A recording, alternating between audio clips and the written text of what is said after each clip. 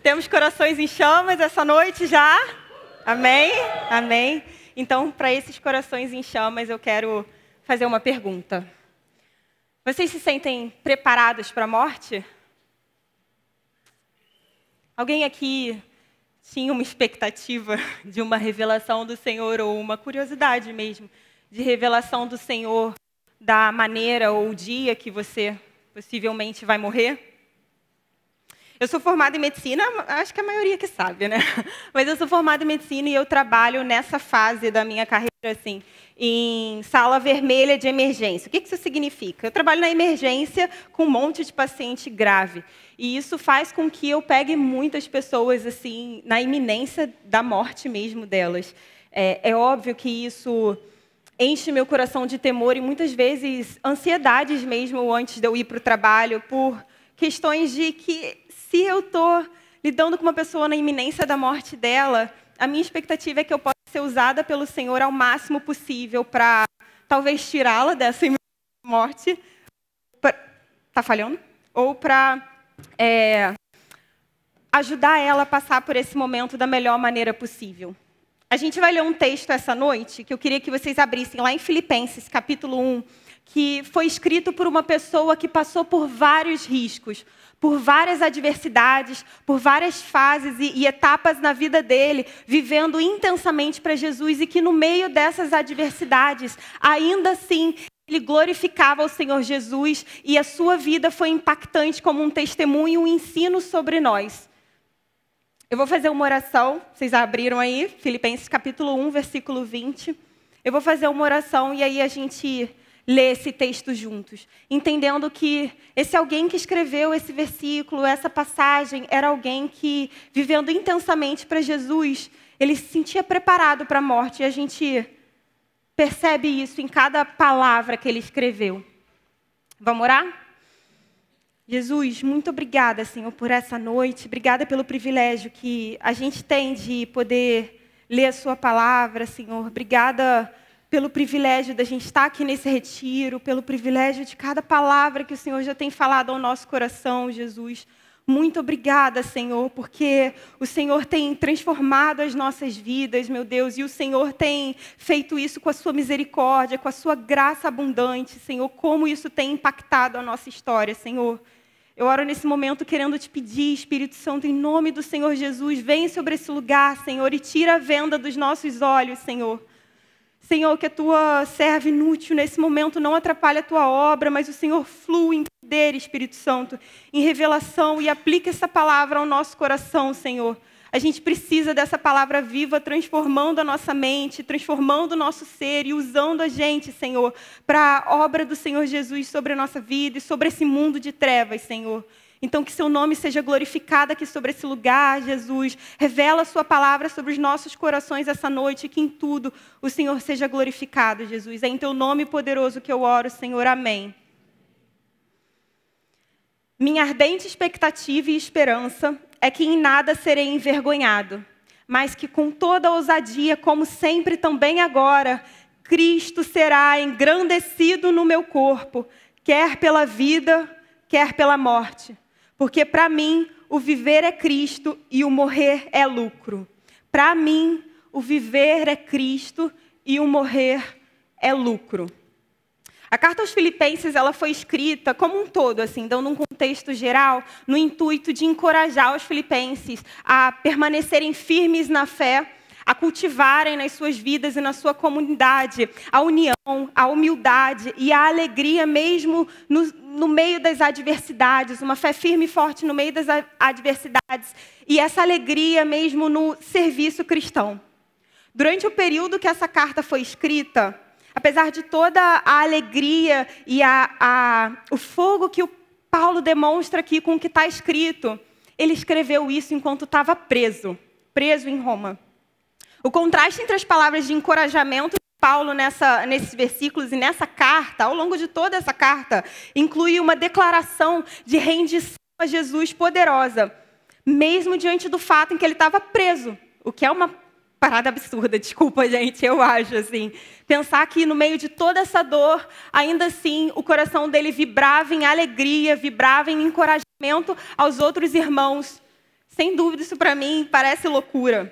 Alguém que vinha sendo perseguido por líderes religiosos, que foi preso no momento em que ele estava sendo linchado, praticamente, que foi transferido para Roma para poder receber um julgamento justo, porque enquanto ele ainda estava lá em Jerusalém, os outros líderes religiosos continuavam tramando para matá-lo, ainda que ele estivesse preso. Diante de tudo isso, ainda assim, Paulo ansiava em glorificar Jesus quando ele diz que Cristo será engrandecido no meu corpo, quer pela vida ou quer pela morte. Ele transbordava essa expectativa de ver a Cristo logo, mas enquanto isso, ansiava para que a sua vida glorificasse ao nosso Senhor. Isso é tremendo.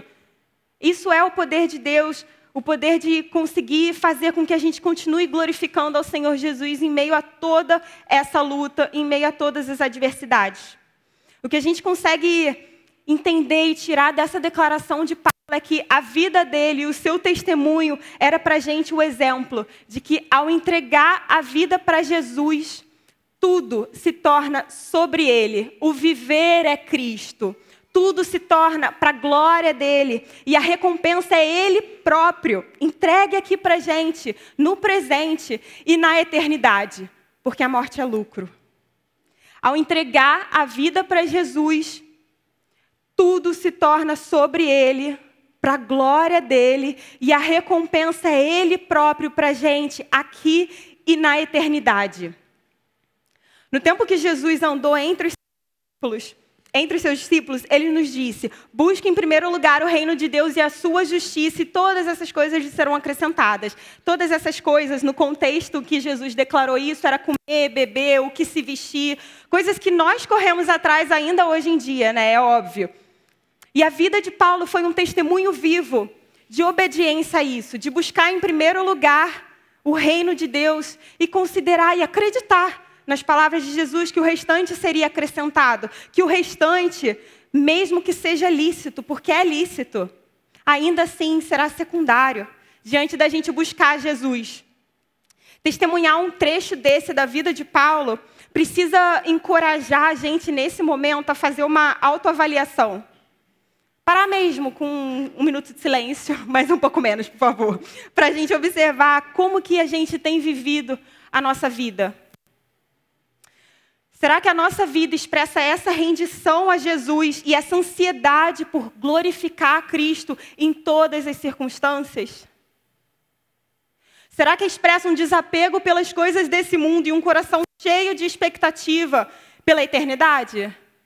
E talvez agora, nesse momento, você esteja pensando: ah, Nath, mas aquele era outro tempo. A sociedade se organizava de uma forma diferente, as profissões eram diferentes, o conforto era muito menor do que a gente tem hoje em dia, era muito mais fácil rolar um linchamento público e essas adversidades que Paulo passou, de prisões por conta da pregação.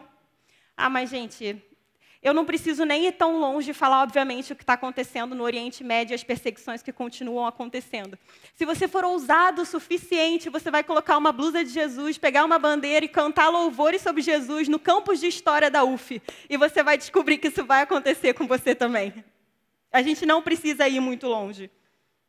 Depende realmente do lugar e do país, a intensidade com que a gente pode ser perseguido e passar por essas adversidades. Mas elas vão acontecer em qualquer lugar em que o nome de Cristo for pregado verdadeiramente, intensamente, sinceramente, fiel à palavra. E é claro que existem muitas diferenças culturais daquele tempo para a nossa época hoje em dia. E muitas profissões realmente se modificaram, evoluíram, surgiram novas, mas a palavra de Deus, ela é viva e ela é aplicável ainda no nosso tempo. A gente tem vivido isso no nosso meio, mas com certeza há muito mais para a gente viver. Então existe sim uma maneira de, ainda no nosso tempo, a gente viver um estilo de vida totalmente rendido ao nosso Senhor. É totalmente possível que, quer pela entrega do nosso corpo até as últimas circunstâncias, na missão que realmente Jesus deixou para a gente, para a sua igreja, a gente consiga viver essas experiências aqui e, ao mesmo tempo, cultivar esse anseio pela volta do Senhor Jesus. Vocês têm conseguido cultivar isso no coração de vocês? Eu confesso que quando eu estou indo para o meu trabalho com ansiedade por conta de se eu vou lidar com pacientes muito graves, o plantão inteiro, se vai estar um caos e etc., muitas vezes eu esqueço que há uma alegria ainda maior na eternidade me esperando. E que eu posso considerar que a morte é um lucro. Esses versículos de Paulo, esses versículos que a gente acabou de ler, são declarações da vida dele, de que uma vida rendida em chamas para Jesus é real, é possível e é o nosso objetivo essa noite. Que o Espírito Santo trabalhe no nosso coração para que a gente também desenvolva esse estilo de vida. Que a gente saia daqui essa noite com uma vida verdadeiramente rendida e em chamas para Jesus. E assim permaneça o nosso coração até a sua volta. E não só até o domingo, quando a gente voltar para casa. Para isso, tem algumas lições que a gente pode extrair desse texto. E eu quero começar com a primeira lição. O sofrimento pelo nome de Jesus é motivo de honra e é sinal de vida frutífera. Minha ardente expectativa e esperança é que em nada serei envergonhado. Cristo será engrandecido no meu corpo, quer pela vida, quer pela morte. A gente vive num mundo caído. Não tem como a gente esperar que, falando o Evangelho e sendo luz no das trevas, a gente não vai sofrer perseguições, a gente não vai ser contrariado, a gente não vai ser indagado, a gente não vai lidar com pessoas querendo argumentar, querendo contestar. Nenhuma lanterna que é colocada num ambiente escuro deixa de iluminar, isso é óbvio, né? Qualquer lanterna, qualquer sal que seja colocado numa comida vai salgar. Qualquer lanterna que seja colocada num ambiente escuro vai impactar aquele ambiente e vai, de fato, iluminar aquele lugar. Então, é esperado que se levanta, de fato, essa oposição sobre nós. Mas a gente pode lidar com isso com coragem, porque o nosso futuro é garantido na certeza de que nós estamos numa batalha espiritual, não se esqueçam disso. Estamos numa constante batalha, mas o vencedor dessa batalha está completamente garantido, e é o Senhor Jesus. A gente pode lidar com essas batalhas tendo a fé agarrada e alicerçada nisso. O vencedor está garantido. E se mesmo Jesus, pelo propósito do nosso Senhor, para a salvação dos escolhidos, precisou passar por sofrimento, por que cultivar no nosso coração essa expectativa da gente não passar? E Jesus, sabendo que a gente passaria por esses sofrimentos, querendo encorajar de fato o seu povo e ensinar eles como lidar com isso, deixou registrado na sua palavra já. Falei essas coisas para que em mim vocês tenham paz. No mundo vocês passam por aflições, mas tenham coragem. Eu venci o mundo. Coragem precisa ser um desejo e uma característica do povo de Jesus. Porque a gente está numa batalha. E não foi só Paulo que reagiu com palavras de glória a Jesus e alegria no meio da adversidade, não. Se a gente pegar o livro de Atos, ele é repleto de testemunhos dos outros discípulos passando por perseguições, por ameaças, por prisões e reagindo com alegria por serem considerados dignos de serem perseguidos ou sofrerem de fato pelo nome de Cristo. Porque o sofrimento pelo nome do Senhor Jesus nunca é e nunca será em vão.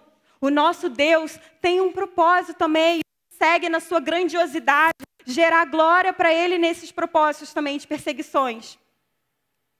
O exemplo disso em alguns versículos, antes mesmo desses versículos que a gente leu agora no texto, foi algo que Paulo escreveu. As coisas que me aconteceram têm até contribuído para o progresso do Evangelho. De maneira que toda a guarda pretoriana e todos os demais sabem que estou preso por causa de Cristo.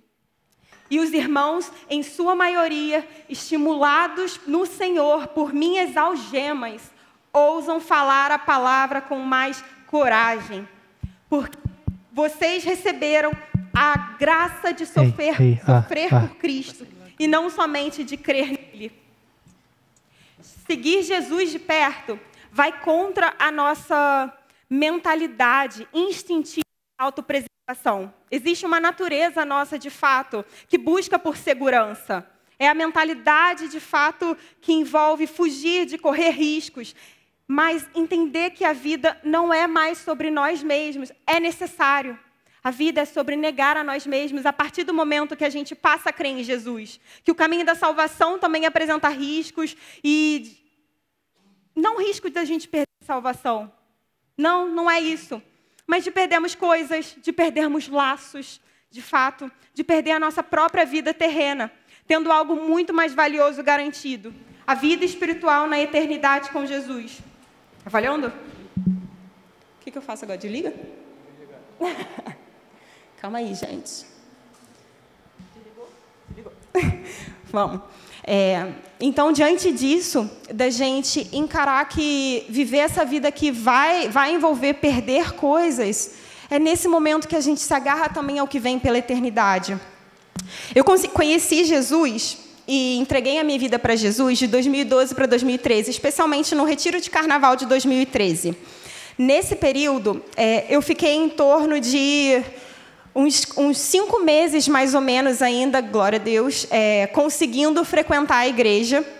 E eu já falava sobre a minha fé dentro de casa, eu já frequentava uma célula, frequentava os cultos, amava estar nesse lugar, eu de fato tinha entregado minha vida para Jesus. Mas mais ou menos em junho, julho desse ano de 2013, a minha família me proibiu de vir para a igreja. Existiam argumentos humanos da parte deles para dizer por que eu não podia vir para a igreja, mas era muito claro para mim como que aquilo era espiritual. Como que existia uma perseguição de fato, porque um relacionamento que antes era ótimo, era de boa, eu sempre fui uma filha na minha, fazia tudo que eles mandavam, não era de sair muito, não era de aprontar, era meio quieta no meu canto. De repente virou ovelha negra da família, aquela que para eles era que não ia dar certo. Eu cheguei a ouvir isso, que eu não ia dar certo. E aí eu fui proibida de ir para a igreja e fiquei proibida de ir para a igreja por 2, quase 3 anos. Durante esse período, gente, de proibição, diante de Deus, eu falo isso com muito temor, mas com muita confiança de fato. Cara, eu não me afastei do Senhor, porque o Senhor, com a sua infinita misericórdia, manteve a minha fé através da palavra.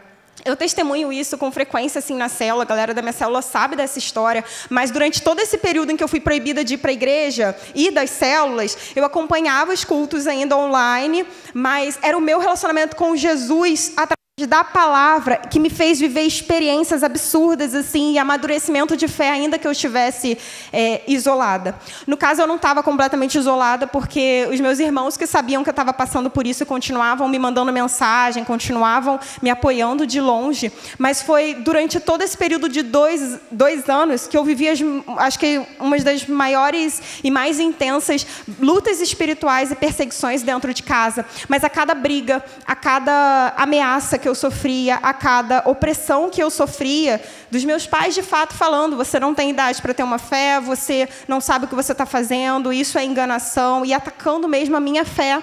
O Senhor, quando eu ia para a palavra, vinha com um devocional e com o falar mesmo do Espírito Santo através da palavra, reforçando que Ele era comigo, que Ele era a verdade, o caminho e a vida, e que eu podia ter fé de que aquele período ia passar. Aquele período ia passar e o Senhor ia reinar sobre a minha vida, que eu não tinha de fato o que temer. Buscar uma vida confortável para tentar evitar o sofrimento pelo nome de Cristo pode ser um sinal de um coração que não entendeu o chamado de Jesus para uma vida de rendição total. Alguém que diz crer em Jesus, mas não está disposto a abrir mão do seu conforto, abrir mão de tudo mesmo, entregar a sua vida totalmente ao Senhor, pode até não sofrer com o desconforto aqui no presente. Pode. Mas talvez se surpreenda lá na frente, após a morte, por descobrir que vai passar a eternidade longe de Jesus. A gente precisa avaliar, de fato, o motivo de cada decisão que a gente está tomando no nosso dia a dia. Eu não quero falar isso para ser terrorista, para assustar ninguém, para chegar aqui e falar, você tem que questionar a sua salvação. Não é isso. Meu Deus, claro que não. Mas é que, de fato, a gente precisa encarar com seriedade que cada decisão que a gente toma no nosso dia a dia é um sinal daquilo que é o centro do nosso coração. E a verdade é que a gente assume riscos quando acredita que o motivo vale a pena. E se a gente crê que a vida com Cristo é real, a gente crê em Jesus como nosso Salvador, que a gente deseja viver realmente próximo dele, seguir a Cristo de perto, porque a gente ama o nosso Senhor, então a gente faz o que Ele ordena, mesmo que isso signifique abrir mão de sonhos, confortos ou segurança. Existe um filme, eu não sei se vocês já viram, chamado Efeito Borboleta, que é muito antigo já, eu assisti ele bem mais nova. Mas ele fala um pouquinho sobre uma teoria do caos, que é o efeito borboleta, que considera que num pequeno sistema algumas ações ou atitudes nesse sistema podem impactar de uma maneira muito imprevisível o futuro, de uma forma extremamente complexa mesmo. E se a gente parar para pensar, isso se aplica muito também à nossa vida. A decisão que a gente toma hoje em dia vai ter um impacto no nosso futuro, sem dúvidas. É como uma pessoa que quer viver muitos anos e quer ver bem com saúde, porque ninguém quer viver muitos anos doente, certo? Mas essa pessoa hoje, ela sabe que ela tem diabetes e ela tem pressão alta, hipertensão. Mas ainda que ela saiba disso, ela tem preguiça de cuidar da saúde. Ela tem preguiça de fazer atividade física, ela tem preguiça de se alimentar melhor, ela não acha que é uma prioridade comprar as medicações dela e tomar as medicações dela. E aí, daqui a alguns anos, talvez essa pessoa tenha um infarto, talvez ela tenha um AVC. Isso foi de repente? Será que ela não tinha sinais na vida dela que esse era o caminho que ela estava seguindo? Deus foi injusto por deixar ela passar por isso? A culpa é de Deus? Ou a responsabilidade era dela? Em fazer aquilo que, de fato, ela sabia que era preciso? Esse resultado foi resultado de péssimas decisões que ela tomou ao longo da vida dela. Não foi por acaso. A vida verdadeiramente vivida para Jesus, uma vida plena, é alcançada quando a gente vive o reino do Senhor Jesus integralmente, seja qual for o desconforto e o risco que isso nos imponha. Paulo já tinha entendido isso quando declarou alguns capítulos adiante: o que eu quero é conhecer Cristo e o poder da sua ressurreição, tomar parte nos seus sofrimentos e me tornar como Ele na sua morte, para que de algum modo alcançar a ressurreição dentre os mortos. A gente precisa aceitar que o sofrimento do nome de Jesus, pelo nome de Jesus, é motivo de honra e sinal de uma vida frutífera, uma vida que tem impactado e sido luz sobre o mundo das trevas. A segunda lição que esse texto traz para a gente ter uma vida verdadeiramente rendida e em chamas para Jesus, é que tudo o que fazemos pode e deve glorificar a Cristo. Pode e deve ser para a glória de Cristo. Como Paulo disse no versículo 21, para mim o viver é Cristo. O cristão que se rendeu plenamente a Jesus, que ama o seu Senhor, ele vive para render glória a Ele, seja qual for o seu serviço. Quer vocês comam, quer bebam, façam qualquer outra coisa, façam tudo para a glória de Deus. Isso não é só um testemunho de Paulo, mas dos outros discípulos também que se renderam até o final, até as últimas circunstâncias e dedicaram as suas vidas pela obra de Cristo, com as aptidões que eles tinham, cada um individualmente, com aquilo que ele poderia dar e servir. Foi Jesus quem nos deu essa ordem: negue a si mesmo, tome a sua cruz e siga-me. E é claro que isso não é algo que a gente faz pela força do nosso braço. É claro que existe algo que torna tudo isso diferente, que para a gente poder alcançar essa rendição total, e isso é o próprio Espírito Santo. Ele é o auxiliador que Jesus nos enviou para tornar possível aquilo que é impossível para o ser humano na força do seu braço. Porque é Deus quem efetua em nós tanto querer como realizar segundo a sua boa vontade. Existem muitas diferenças culturais, como eu falei no começo, entre aquela época e agora. E inúmeras profissões surgiram, outras acabaram, mas a gente continua buscando as mesmas coisas, não é? Comer, beber e se vestir. E eu diria que a nossa geração, em especial, com o que se entreter. É uma das coisas que talvez a gente busca até mais que comida e bebida, em muitos casos. E a questão é que todas as coisas foram criadas pelo nosso Deus. E se Ele próprio nos diz que a gente pode e deve fazer tudo para a glória dEle, então é porque isso é possível. Ele não pediria para a gente algo que é impossível. Seja qual for a nossa ocupação, os nossos gostos, os nossos hábitos, é possível que seja feita com excelência para o nosso Senhor, para a glória de Jesus. Por isso Ele nos disse: busque em primeiro lugar o reino de Deus e a sua justiça, que é nesse momento em que a gente recebe o seu Espírito Santo. E é possível que a gente viva isso. O estilo de vida da pessoa que se rendeu plenamente para Jesus precisa ser viver a Cristo em tudo, dando glória a Ele em todas as coisas, na maneira como a gente se comporta no trabalho, na faculdade, no mercado, com os nossos vizinhos, no autocuidado com o seu corpo, com a saúde. Eu sei de uma galera aqui que, graças a Deus, gosta de cuidar da saúde também, como eu. E tudo isso pode e deve ser feito para a glória de Jesus. Então, vamos fazer uma análise sincera nesse momento. Se a gente parar para olhar para a nossa vida, com calma mesmo, e encontrar alguma coisa na nossa rotina, no nosso dia a dia, que não pode glorificar Jesus, com certeza isso não pode mais fazer parte do nosso dia a dia. Se a gente quer viver essa vida pertinho do Senhor, se a gente crê em Jesus de todo o nosso coração. E o que seria, se eu estou dizendo que todas as coisas podem glorificar a Deus, o que seria de fato uma coisa que não pode glorificar a Deus? Obviamente, todo fruto do pecado. Tudo que envolve um pecado. Se no seu trabalho você é chamado para fazer alguma coisa ilícita, para ganhar mais dinheiro. Se na sua faculdade você tem um grupo de amigos para cola, me perdoa, você devia ser expulso, tá? Com todo respeito. Então, assim, se na roda dos seus amigos, na igreja, rola fofoca. Se você tem o mau hábito de falar mal da liderança, a justificativa não é porque você não se identifica. É o pecado no nosso coração.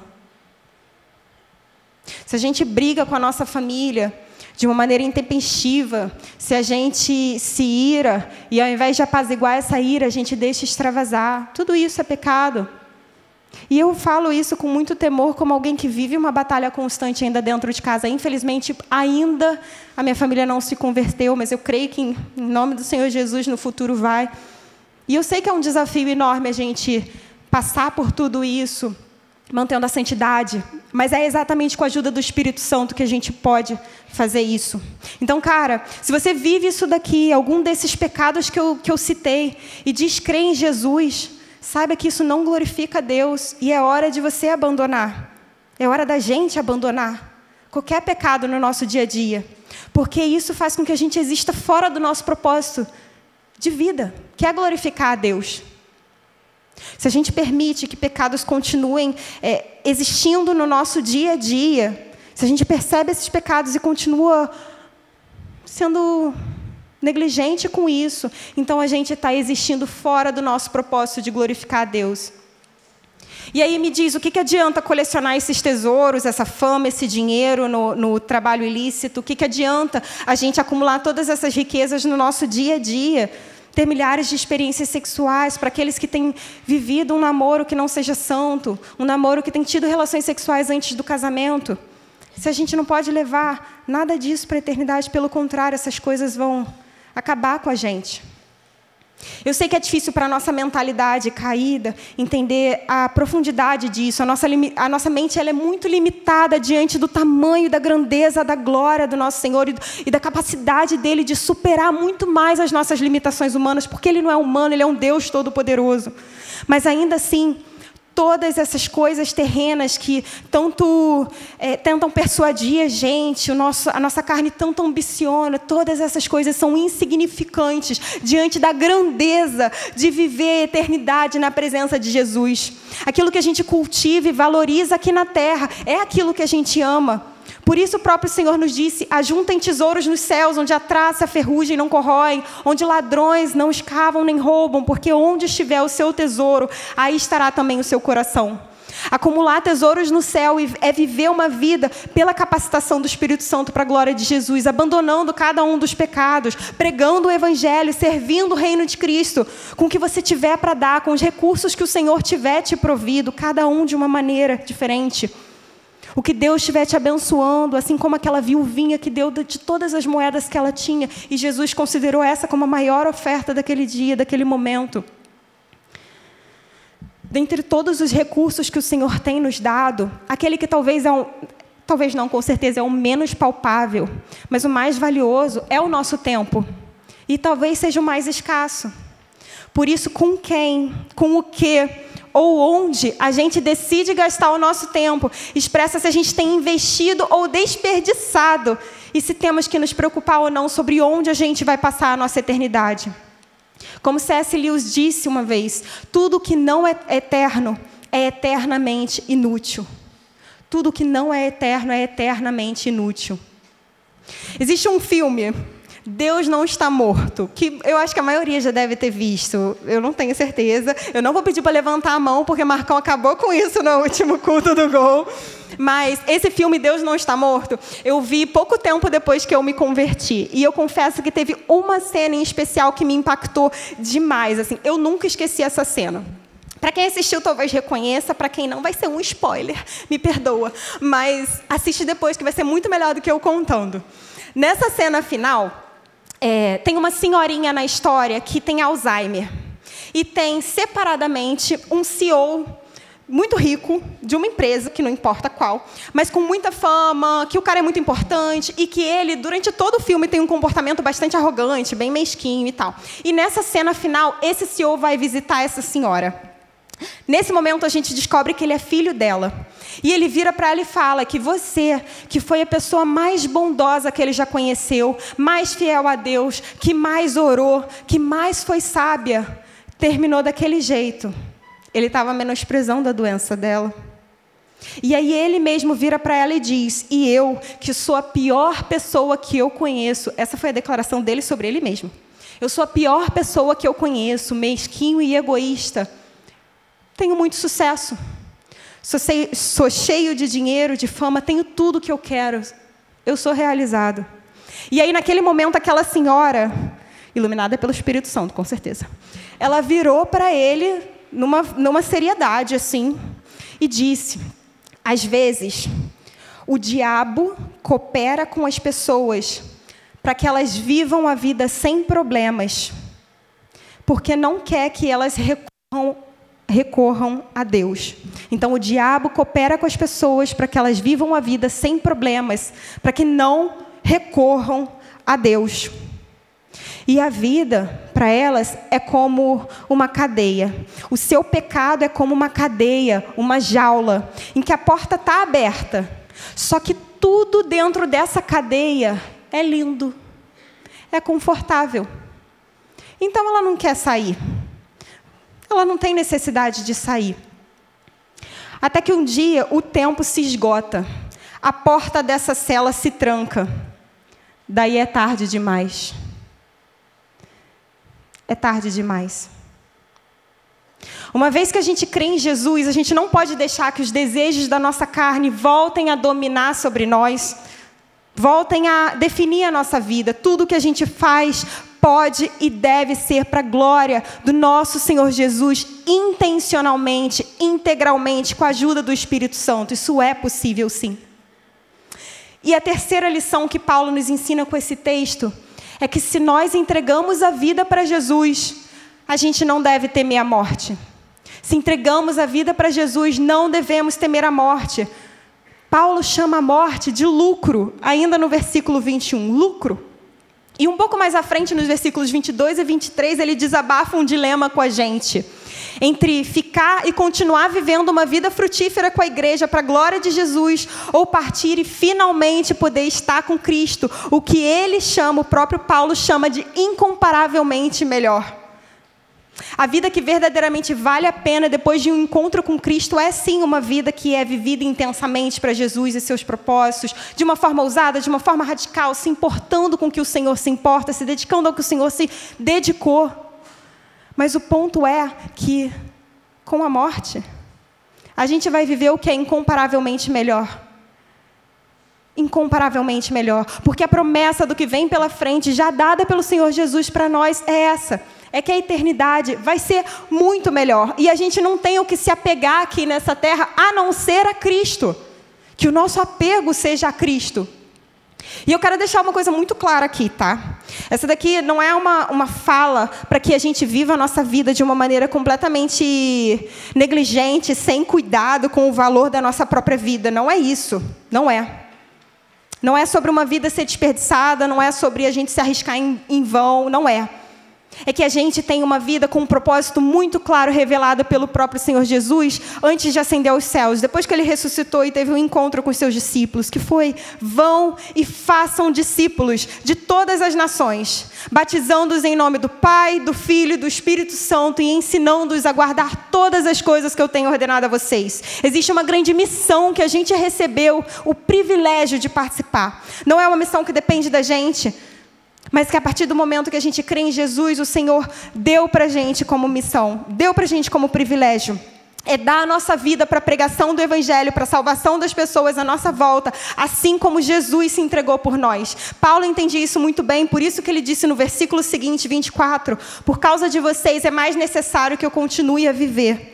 E convencido disso, estou certo de que ficarei e permanecerei com todos vocês, para que progridam e tenham alegria na fé. Por causa de vocês, é mais necessário que eu continue a viver. Corações em chamas por Jesus dão a sua vida pelo que o Senhor também se entregou. A pregação do Evangelho e a salvação das pessoas na nossa volta. Aquilo que a gente de fato deseja é aquilo que a gente entrega à nossa vida. E a gente? Essa é a hora que a gente olha para o nosso coração. Será que a gente tem vivido dessa maneira como alguém que tem esperança após a morte e uma esperança gloriosa? Será que a gente não precisa aprender realmente essa rendição completa, essa missão, essa entrega, como um soldado em batalha, que sabe qual missão que ele tem, sabe que já é vencedor, mas ele ainda assim luta com todas as suas forças pela sua missão. Tem mais um filme, gente, que hoje eu estou cheia de referência de filme. A Culpa é das Estrelas. Esse vocês já viram, esse é mais atual, fala sério.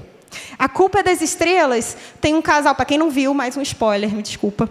A Culpa é das Estrelas tem um casal de jovens que tem câncer ou tem uma história de câncer. E eles vivem com o assombro o tempo todo de se esse câncer vai voltar ou se eles vão morrer por esse câncer. Por conta disso, deles terem esse câncer assombrando a vida deles e não terem uma esperança após a morte, eles vivem para saciar ou para realizar é melhor, realizar alguns desejos e alguns sonhos que ele tem nessa vida. E, cara, eles fazem de tudo para realizar esse sonho. Daí a gente se coloca nesse lugar deles. A gente que tem uma esperança após a morte e eles não tinham. Como a gente pode não entregar tudo e dar tudo para querer realizar essa ambição, esse sonho, que é ver mais e mais pessoas à nossa volta se convertendo? Se a gente ama o nosso Senhor, a gente se importa com os sonhos, com a missão que Ele deu para a gente. E a gente deve cumprir essa missão sem medo, enquanto estiver aqui nessa terra, porque a gente tem essa esperança incomparavelmente melhor sobre o nosso futuro. Quem crê em Jesus, obedece e segue Ele de perto, tem uma eternidade garantida, então a gente não tem o que temer. A eternidade para aqueles que creem em Jesus é uma promessa de alegria e de rendição inimaginável. Então o nosso coração deve ansiar por ela dia e noite, enquanto a gente cumpre a nossa missão que Jesus deu para a gente aqui, sem medo algum das consequências. Porque nada nesse mundo pode se comparar à restauração de todas as coisas na volta de Jesus, quando não vai mais existir choro, pranto, dor, não vai mais existir morte, e Deus vai enxugar todas as lágrimas dos nossos olhos. A gente não tem o que temer. Então a gente deve amar a missão que o nosso Senhor amou e entregou a vida por nós, para cumprir. E amar e cumprir essa missão sem medo algum, de que de fato talvez a gente perca a nossa vida por ela, mas não a nossa vida eterna. Se entregamos a vida para Jesus, a gente não deve temer a morte. Então vamos lá, como é que a gente aplica esse texto sobre a nossa vida? Como a gente pode viver isso de uma maneira prática e com a ajuda, sem dúvida, do Espírito Santo? Em primeiro lugar, abandone de vez seu egocentrismo e coloque Jesus no trono da sua vida. A gente viu juntos nas lições anteriores que uma vez que a gente entregou a vida para Jesus, tudo pode e deve glorificar Ele, e o sofrimento no nome dEle é uma consequência muito possível e sinal de uma vida frutífera. Então, quando a gente é convidado a seguir a Jesus, Ele nos diz: quem ama a sua vida, perde-a. Mas aquele que odeia a sua vida nesse mundo, irá preservá-la para a vida eterna. Se alguém me serve, siga-me. E onde eu estou, ali estará também o meu servo. E se alguém me servir, meu Pai o honrará. A origem do termo egocentrismo vem do grego e significa eu no centro. É você basicamente se achar o centro das atenções. E essa é uma mentalidade muito comum da nossa natureza. Sabe aquela mentalidade instintiva de autopreservação,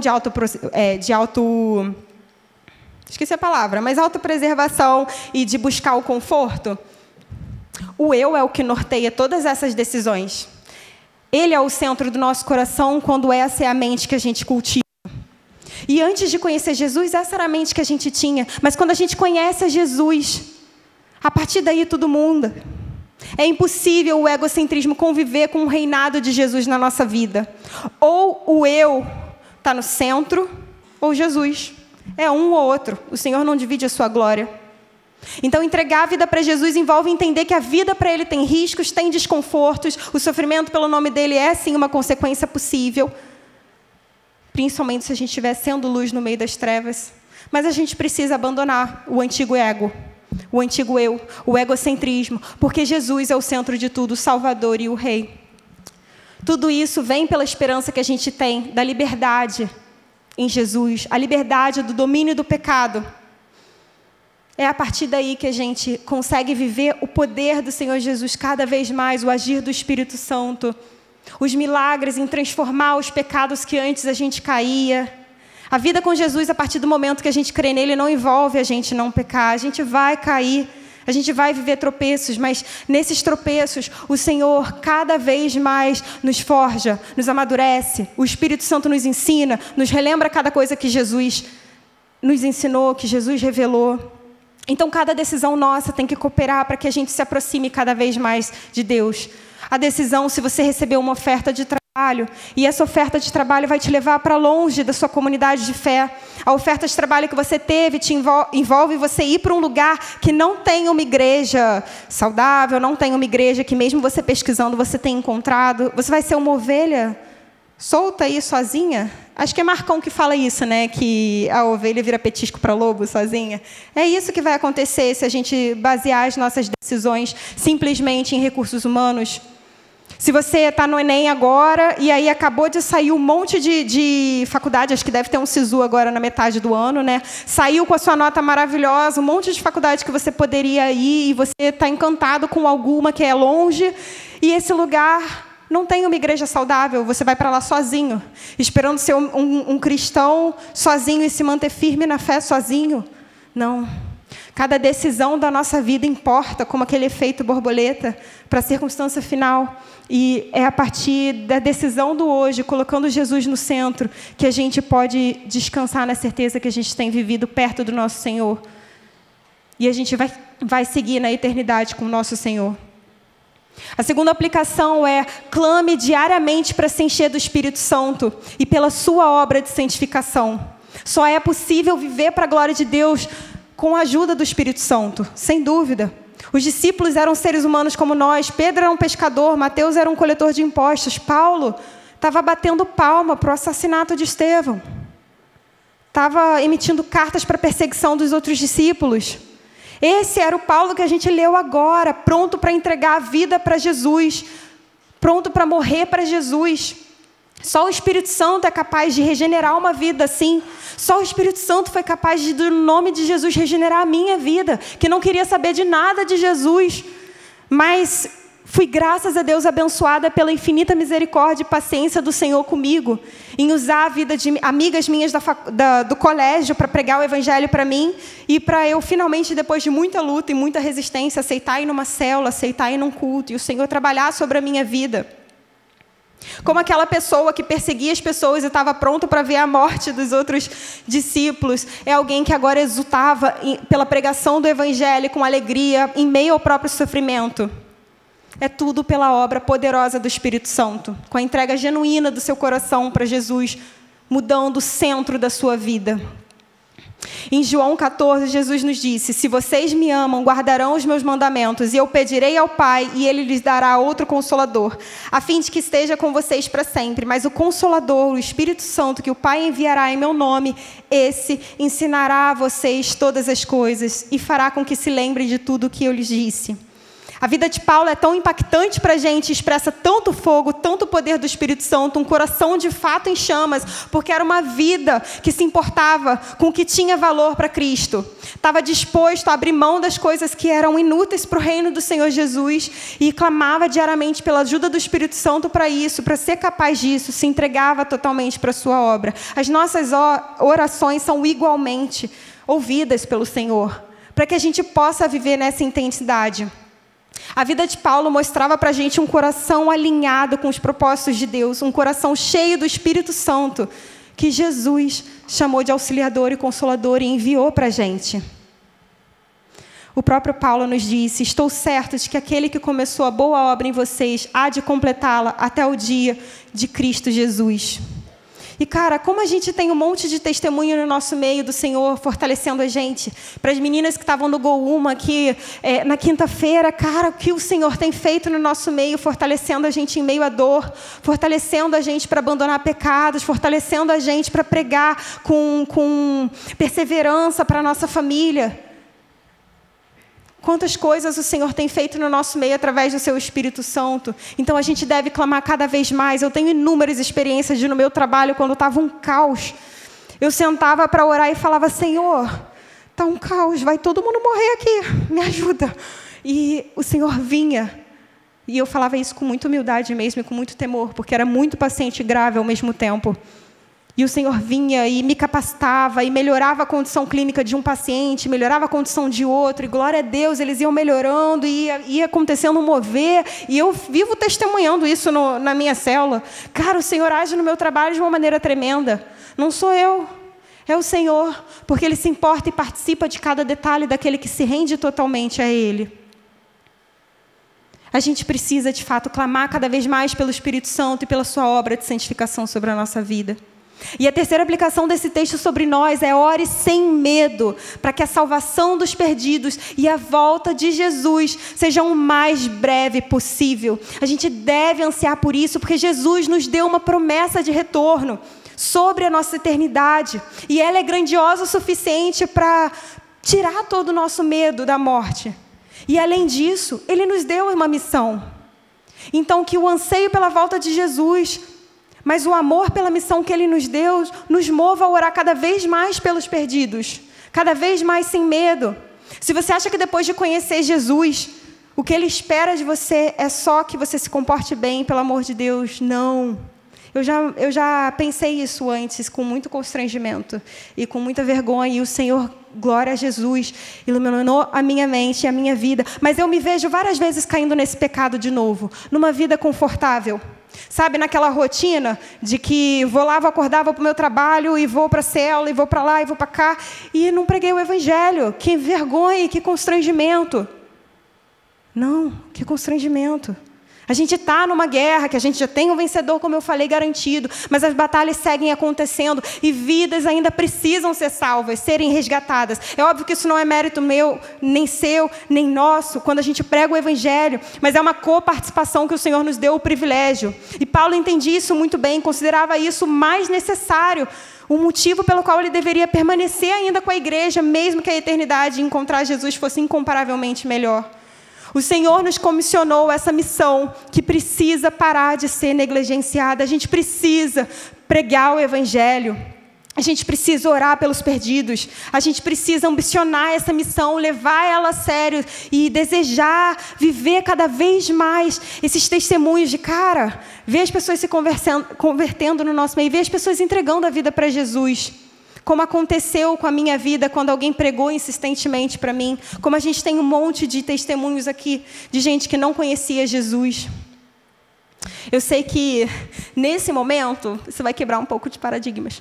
Mas, diante de Deus, assim, eu vou trazer essa analogia para a nossa realidade, assim. E eu queria perguntar para vocês, assim, alguém aqui nunca ouviu falar em Naruto? Momento rápido. Nunca ouviu falar? De verdade, agora levanta um pouquinho uma mão assim. Alguém nunca ouviu falar de Naruto? Não? Todo mundo? Não vi ninguém. Então tá. Então talvez alguém aqui não conheça a história de Naruto. Felipe conhece? Não faz a mínima ideia, né? Então... não, tudo bem, eu mudei a pergunta então. Não é mais ouviu falar, mas quem não faz a mínima ideia da história de Naruto, pronto. Aí tá cheio, né? Então, tutorial de Naruto em 30 segundos.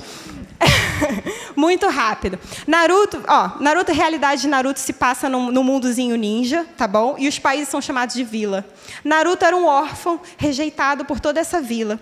E, como era um mundo de ninjas, o sonho dele era se tornar um ninja muito forte, muito poderoso. E o ninja mais poderoso de cada vila desse mundo que existia se tornava o líder dessa vila, que era extremamente admirado, respeitado. O maior sonho do Naruto era se tornar esse líder dessa vila. E para isso ele tinha que treinar e crescer e batalhar e se tornar muito poderoso. Mas ele era o pior ninja da sua geração. Ele era péssimo, coitado.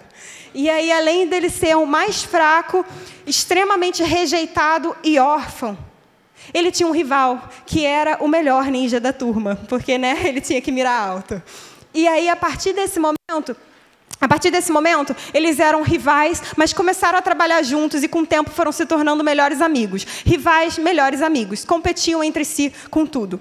O nome desse melhor amigo do Naruto era Sasuke, e ele tinha um sonho ruim, que era uma vingança. E esse sonho fez com que ele procurasse um caminho de trevas, um caminho de maldade, um caminho de fuga, e ele foi embora dessa vila, fugiu. E o Naruto se entristeceu muito com isso. E a partir desse momento, o sonho do Naruto, que era se tornar o ninja mais poderoso para virar o líder dessa vila, se tornou também salvar o seu melhor amigo. Porque para ele, de que adiantava ele se tornar o líder mais poderoso e alguém que as pessoas admiravam e confiavam e ele ser realizado com o sonho dele, se ele não tinha sido capaz de salvar o seu melhor amigo? A grande questão era que, se a gente parar para pensar, caso ele não salvasse esse melhor amigo dele, o Sasuke, ele deixava de ser o ninja mais poderoso no futuro? Ele deixaria de ser o líder? Não.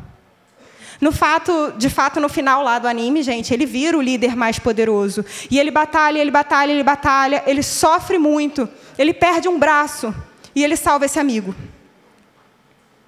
Agora, se a gente pegar com um pouquinho de seriedade mesmo e trouxer isso para a nossa realidade, se nosso maior sonho é combater o bom combate, perseverar na fé e encontrar o nosso Senhor Jesus de braços abertos para a gente, onde entra o Sasuke nessa história, se a gente ignorar tudo?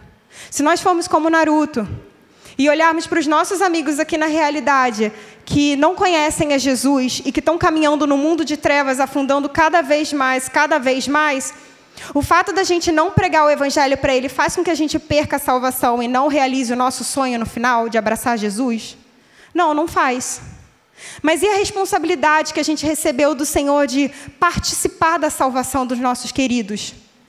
Não vai ser muito melhor se, quando a gente abraçar Jesus, a gente descobrir que foi propósito do Senhor realmente em salvar a vida daqueles que a gente pregou o evangelho ao longo do caminho? Existe muita gente que a gente vai pregar o evangelho agora e a gente não vai ver de fato essa pessoa se convertendo no nosso meio, porque a gente sabe que é o Senhor quem faz de fato essa obra. A gente sabe que não é mérito nosso, mas que às vezes lá na frente essa pessoa encontra uma outra pessoa cristã que também prega o evangelho para ela e acaba chegando o tempo do Senhor dela se converter. Não vai ser muito melhor a gente realizar o nosso sonho de finalmente ver o nosso Senhor tendo vários amigos que a gente ama aqui na terra conosco? Não vai ser muito melhor a gente batalhar, ainda que a gente perca um braço, ainda que a gente perca uma perna, ainda que a gente perca fama, dinheiro, mas batalhar para a gente ter entregado cada parte da nossa vida, dos recursos que o Senhor nos deu para participar da salvação dos nossos queridos? A gente precisa parar de ter vergonha de pregar o evangelho. A verdade é isso. Toda vez que a gente se cala, é vergonha de pregar o evangelho. A gente precisa parar com isso, porque quem convence é o Espírito Santo, sem dúvida, mas essa coparticipação é uma honra, é um privilégio, é um desafio, mas é algo que o Senhor deseja fazer através de nós. Então é a partir daí que a gente começa a precisar cada vez mais pregar o evangelho. Cara, prega o evangelho quando você for para a academia, quando você tiver aquele autocuidado com o seu corpo. Prega o evangelho quando você for escolher uma tatuagem, porque você gosta, eu tenho também. Cara, faz uma que alguém vai te perguntar e você vai pregar o evangelho. O dia que você tiver uma célula e o seu açúcar acabou, decida fazer um bolo. E aí você bate no seu vizinho, fala que você quer fazer um bolo para a célula e prega o evangelho, porque ele vai perguntar o que é célula. Prega o evangelho no seu trabalho, prega o evangelho na sua faculdade, no mercado, prega o evangelho. A gente precisa pregar o evangelho. A gente precisa pregar o evangelho o tempo todo, fora de tempo, com a nossa vida ou com a nossa morte. Que a gente pregue o evangelho, se para nós o viver é Cristo e o morrer é lucro. Que Paulo seja a nossa inspiração e exemplo de vida, e que a gente possa declarar como ele. Irmãos, quanto a mim, não julgo havê-lo alcançado, mas uma coisa faço, esquecendo-me das coisas que ficam para trás e avançando para que estão diante de mim, prossigo para o alvo, para o prêmio da soberana vocação de Deus em Cristo Jesus. Nós temos um alvo, que a gente progrida cada vez mais, avance cada vez mais. Ao entregar a vida para Jesus, tudo se torna sobre Ele, para a glória dEle, e a recompensa é Ele próprio, aqui e na eternidade. Eu quero concluir repetindo isso, para que o Senhor grave isso no nosso coração essa noite. Ao entregar a vida para Jesus, tudo se torna sobre Ele, para a glória dEle. E a recompensa é Ele próprio, aqui e na eternidade. Isso é uma vida rendida e em chamas para Jesus, queimando em chamas, hoje até a sua volta. Vamos orar? Jesus, tem misericórdia de nós, Senhor.